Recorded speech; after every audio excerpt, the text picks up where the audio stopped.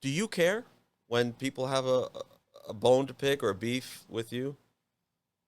It doesn't happen much. But if I'd rather someone doesn't like something, come holler at me. Talk to me in person, Yeah, right? Yeah. and one of the things that I hate, there was some drama that happened at some point where someone shared a text, a personal text, and if we have a conversation behind closed doors, it stays behind closed Yeah, doors. yeah. It's a respect thing, right? And but at the end, I addressed it and whatnot. But it's come talk to me. You Yeah. don't like something, holler at me. Yeah. Because my intent is never to upset anyone. My intent's always to try to have the best show. But at the end of the day, my it's my rear on the show, so it's gonna be ran my way. At least my show is. Yeah, And absolutely. and that's how it has to go. That's what I tell people when I went like doing the private thing. Like I said, I caught flack for that. But Windermere Cars and Coffee, or any Cars and Coffee for that matter, that is not the spectator show. I didn't put this together for the families of the Orlando area to come and hang out at. It's for the enthusiasts. It's for the enthusiasts. That's how I just did my show.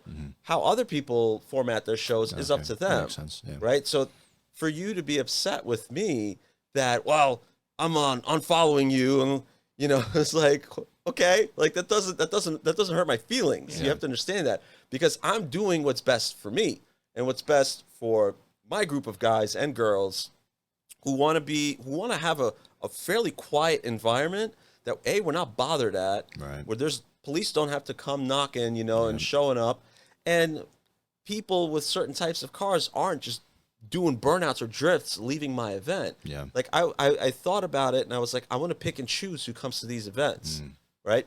And I have a question about that. okay, yeah. And so I did that, and everyone universally loved it. And I know that now that I've gone back to Desertland, because they're good. They wanted me to come back, and I didn't want to say no, because I like the family. I like Michael Desert. I like SD Desert. I just like the family. And I said yes, right? But they know there's a caveat to that. Like, you realize that you're asking for a show with 1,000 cars again. Yes, because there's something in it for them as well, and they know that. It's almost, like I said, it's a transactional thing in this case. Yeah. We're friendly, we're on good terms, but there's also this transactional thing where they're hoping that they're converting people also into go-karts, coffee, Right, yeah. the Bond Lounge, which they have there, museum tickets, etc. It works for me, it works for them, and that helps. That makes everyone happy.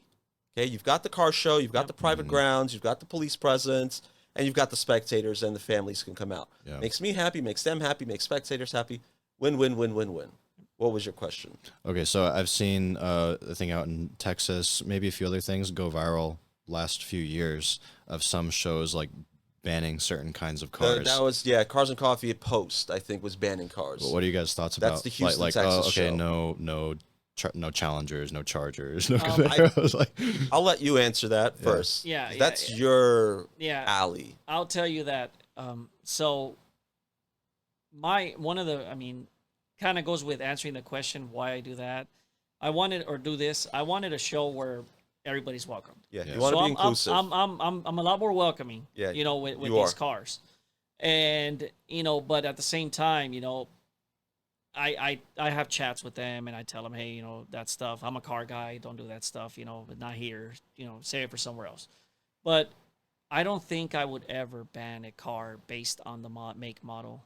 I mean, I have a kid who, funny story, he hasn't, I don't know whatever happened to him. He hasn't come to the shows already in months. I haven't seen him. But he had a Nissan Altima that he had just bought. Okay. And he called it the Heltima. So what he did I've was... seen You that saw Heltima, car, right? yeah. Yeah. Oh, Hey, Phil, I'm gonna find you the... I've seen Yeah, that yeah. car. Yeah, we It's need a got picture some of that. decals So- and the shit all over it. He's yeah. got a cardboard. He Yeah. he built. I mean, not built, but he cut a hood scoop out of cardboard. Yeah. And like a high. It's like a meme car, basically. Yeah, and he asked me. The kid asked me. He's like, "Hey, can I park my car?" I was like, "Hell yeah, park your car." And I even, I shared it. I took pictures of it. Yeah. I thought it was cool. As a gag, it's hilarious. Yeah. So Yeah. so But if he was a regular Altima, yeah. like fresh off the lot, 2025 Altima, can I park next to that Ferrari? Okay, so here's the deal. I think the way I would treat that, and I think it's fair to say that I treat it this way.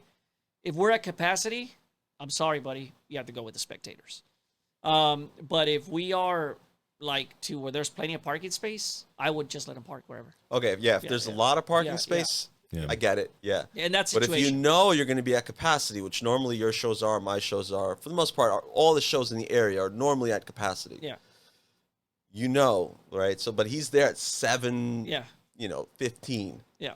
Would you let him park in the display area? If I'm going to be at capacity, probably not. Okay. Probably not. And that's just because, what happens a lot with the spectator cars, there's more to it than that. Like they might open the car. Yeah, they're gonna ding something. Yeah. Absolutely. And you have to be very careful, because it's kind of I'm not saying it's our responsibility, but it kind of is. Yeah. To make sure that Absolutely. when someone is looking at this $250,000 car, they don't have a watch that they're leaning against the paint or like I've had told people before, hey, excuse me, no touching the cars, and because I knew the owner of the car. And it wasn't the people that were touching it. So I said, hey, excuse me, I love the fact that you love the car, but please respect someone else's property. So when that whole thing went down in Houston, the Cars and Coffee, I believe it's Cars and Coffee Post, which is like this old post office ground in Houston, Texas. Okay. When that went down, they banned certain cars. I didn't hate the idea. I thought it was hilarious. I thought it was hilarious. Because they were banning Mustangs, Hellcats, basically Mopars, and muscle cars. Oh, the Just say domestic muscle stuff, cars. American Muscle. I did something similar for a while, but not to that extent. Okay. I was like, no V6 Camaros, no V6 Mustangs, base model, no base I model heard muscle about that, cars, yeah, I heard right? about that. I just said no base model muscle cars. But like the SRT guys were like, what? Well, WTF? So it means I'm like, nah, bro, you got a SRTA, you got a Hellcat, you're good. That's not a base car, And like the GT350 guys were like, no, you don't have a base Mustang, man. Yeah. Like that's not. People couldn't really figure out what I was trying to say, and I kept saying base model, V6, etc. Yeah. They couldn't quite grasp it. Yeah. So when those cars would show up, I basically, send them to the spectator area. Yeah. Okay, because a lot of times I get a 4-cylinder or 6-cylinder Mustang, an EcoBoost, and The they were in horrible condition, or they like straight piped, and they sound so bad. Like my freaking chest, like my rib cage is vibrating. But if I feel like your car is shaking the parking lot, and it's just like some 6-cylinder or 4-cylinder Mustang. It's too loud. Yeah.